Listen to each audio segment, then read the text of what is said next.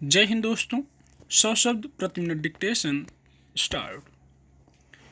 किसी भी बीमारी के इलाज में होने वाले खर्च का ज़्यादातर हिस्सा दवाओं के हिस्से में खर्च होता है। इसकी एक मुख्य वजह यह है कि इन दवाओं की बाजार में बिक्री के लिए जो कीमत होती है वह आमतौर पर लागत के मुकाबले काफ़ी ज़्यादा होती हैं और इसीलिए ये कई बार मरीजों के एक बड़े तबके की पहुंच से बाहर हो जाती हैं। इससे न केवल किसी गंभीर रोग के उपचार में मुश्किल पेश आती है बल्कि सरकार पर भी इसका अतिरिक्त बोझ पड़ता है।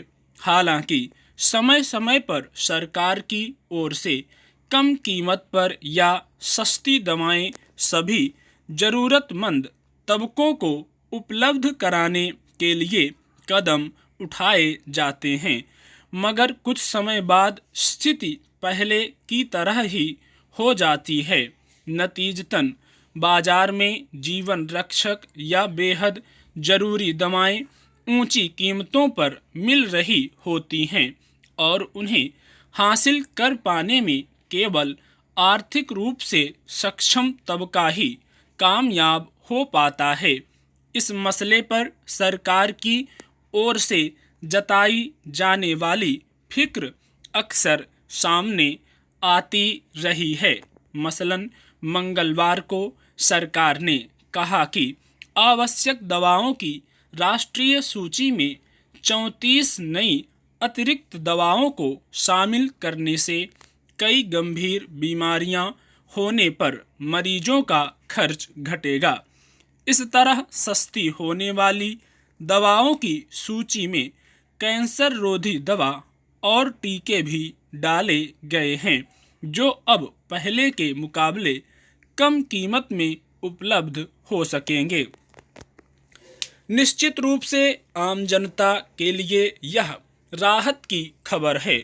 दवाओं की कीमतों को कम करने की सरकार की ताज़ा घोषणा अगर सचमुच अमल में आई तो कई एंटीबायोटिक, टीके, कैंसर रोधी और कुछ अन्य अहम दवाओं की कीमत कम होगी।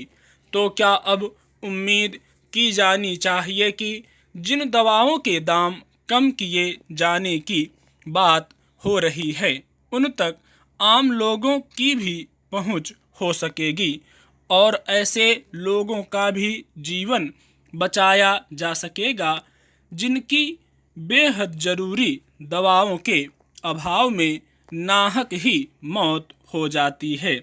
सरकार अपनी किसी योजना या कार्यक्रम की घोषणा के बाद उस पर अमल की हकीकत को लेकर कितना गंभीर होती है। खुले बाजार में उपलब्ध दवाओं को कई गुना ज़्यादा कीमत पर बेचे जाने को लेकर अक्सर सवाल उठते रहे हैं और इस संदर्भ में सरकार की ओर से आए दिन घोषणाएं होती रहती हैं, लेकिन आम जनता के लिए ऐसी राहत देने की बात करने के कुछ दिनों बाद ही हालत पहले की तरह हो जाती है।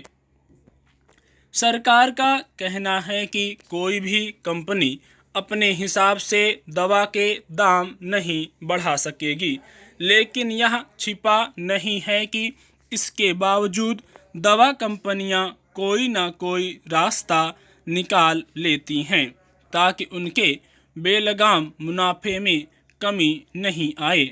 अक्सर ऐसे दिशा निर्देश जारी किए जाते हैं कि डॉक्टर मरीजों की चिकित्सा के दौरान जेनेरिक दवाएं लेने की सलाह दें, लेकिन इस पर कितने चिकित्सक अमल करते हैं? जन औषधि केंद्र जैसी व्यवस्था के तहत सरकार अपने नियंत्रण वाली दुकानों में जेनेरिक और सस्ती दवाएं उपलब्ध कराने का दावा तो करती है, मगर कई बार मरीजों को वहां जीवन रक्षक दवा भी नहीं मिल पाती। मजबूरन खुले बाजार में निजी दुकानों से उन्हें ऊंची कीमत पर दवा लेना पड़ता है या फिर उसकी कीमत अदा कर पाने में वे सक्षम नहीं होते। स्टॉप।